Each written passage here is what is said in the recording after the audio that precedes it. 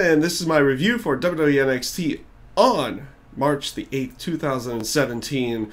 And well, this NXT was pretty much beginning the setup, or solidifying the setups for the NXT TakeOver Orlando show. We've been seeing it kind of going down the line here, but we're getting to see a little bit more of that throughout the entire show. Now, the beginning of the show started off with what was going to be Ty Dillinger going up against Eric Young. Eric Young basically sends Sanity off before the match even starts, saying it's like, okay, it's just gonna be me and him, me and Ty, that's it. And then of course that doesn't necessarily become the case, because all three members of Sanity come back out after before the match starts, and they bring Roderick Strong, that they've already beaten down, and leave him lying at the middle of the entrance ramp. This does eventually have No Way Jose and Ty Dillinger having to fight off Sanity, which they fight to no avail. Not a bad way of going. It looks like they're setting up some kind of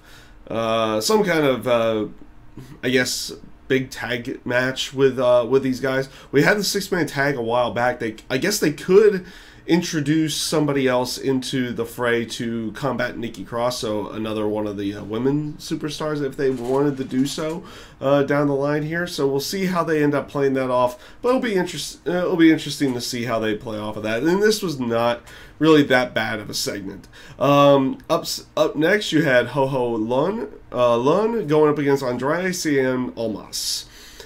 Nothing much to really say about this match. This was basically Cien Almas going over, pretty much squash match. There's not a lot to really talk about to this one, because it looks like Cien Almas is just kind of there right now. He's not really interacting into a story or anything in that sense, so it doesn't look like he's going to be doing anything takeover wise. I mean, I guess that could change over time here, but we'll see how that plays out. But overall, like, this match was just kind of there, nothing really big to talk about. Up next, actually, you had a couple of bits going backstage. You had a bit with Peyton Royce and Billie Kay. They were walking around the performance center trying to find out where they wanted to put the their breakout superstars of the year for themselves, and like they toyed around with a bunch of different things, even getting to the point it's like they wanted something just as big as like the Dusty Rhodes Memorial bit in there. And then they eventually meet up with Ember Moon, who was in the middle of training. They kind of trash talk her. She trash talks back, and then starts coming after them as Peyton Royce and Billie Kay run away, and she gets held back by one of the trainers or something in that sense. And then you had a vignette with a semi-dark vignette. It's interesting to see which one this could be, because I'm not sure on the signee that's coming in here. He talks about not being a saint but not being a sinner, things in that sense, and basically NXT fading to black or something to go along with that. So it'll be interesting to see who that ends up being and what they end up doing with him down the line here. Up next was Billie Kay going up against Ember Moon. Not a bad match from, well, I won't say not a bad match. It was kind of a squash match. Ember Moon kind of controlled most of the match, eventually hitting the Eclipse to win the match. And the reason why this actually has some significance to it is, A, that they continually built this as like William Regal looking at this match as a potential opponent for Asuka for the NXT TakeOver show, and also the afterwards of the match with Billie Kay selling a neck injury. I'm going to say she was selling a neck injury here, not where she was actually injured, because of how much focus and how much time they put onto it, which also puts into an aspect of selling how devastating the Eclipse finisher is, to go along with it. So puts more emphasis on that move and how much damage it can potentially cause. So not a bad segment in the end there, for albeit a squash match to go along with it. Go with it in the end. Up next, you have what was supposed to be the Revival going up against the Ely brothers. But before that even happens, the Authors of Pain basically come out and destroy the Ely brothers as Dash and Dawson just right through the crowd.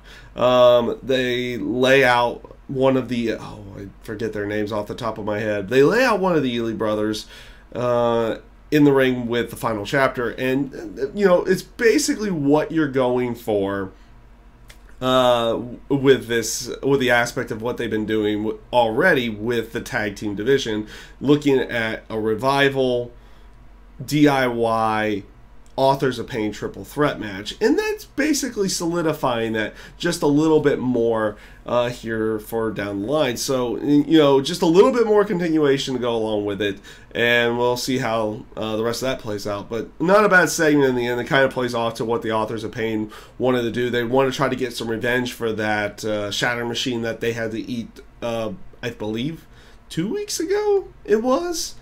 Or something in that sense. They did have to, one of them did take the shatter machine, so they wanted to try to get some revenge for that. So it plays off of there. Up next, you had William Regal. Actually, you got a few quick promos here. You have William Regal backstage with Ember Moon, basically making her the #1 contender for the women's title. So that match is actually set. It's going to be Asuka and Ember Moon. So that's what they do here. They fully solidify that you're going to get Asuka and Ember Moon.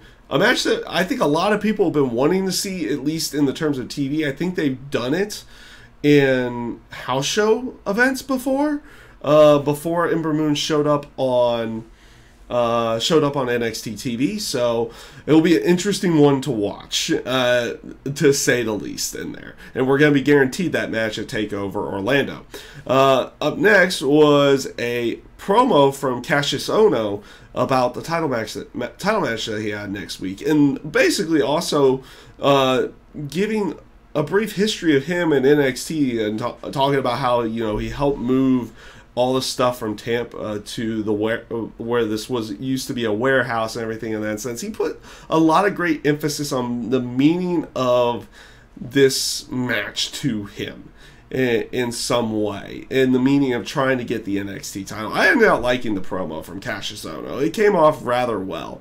Followed by another promo by Bobby Roode on Cassius Ohno, which was also a really good promo. Basically, him belittling Cassius Ohno for, you know, the way he is. And it's like, how do you want your champion to look? Like him or like me, and everything, and just running down Cassius Ohno as much as he possibly could. And I thought Roode, again, doing a really good promo there. And I even like the aspect of, at the end of the promo, he's like, you know what I find most annoying? These cameras and these cameramen inside of my house and just out, wanting everybody out there. And this leads to the main event of the night, which is what they were teasing throughout the night, which was T.J. Perkins going up against Shinsuke Nakamura.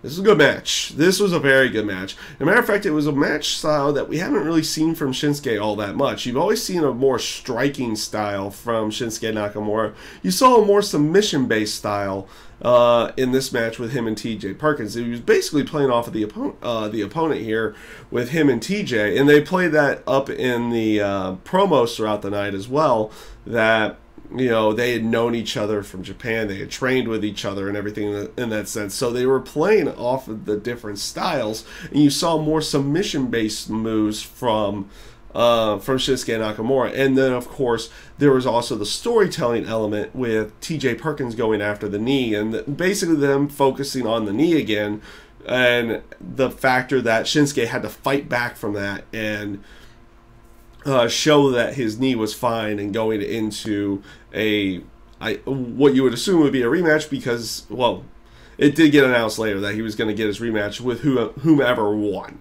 next week's NXT title match. So that match has been made for NXT TakeOver as well.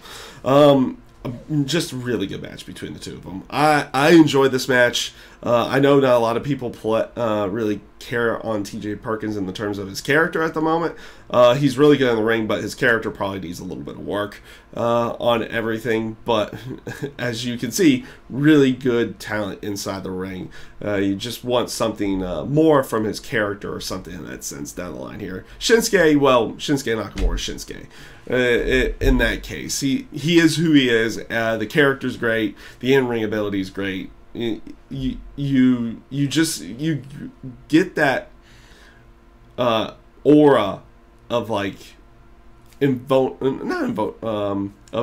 of invincibility, but you get that like he exudes charisma, and I think that's been said plenty of times before, but it's just always so evident inside of his matches and everything, and people get behind everything he ends up doing.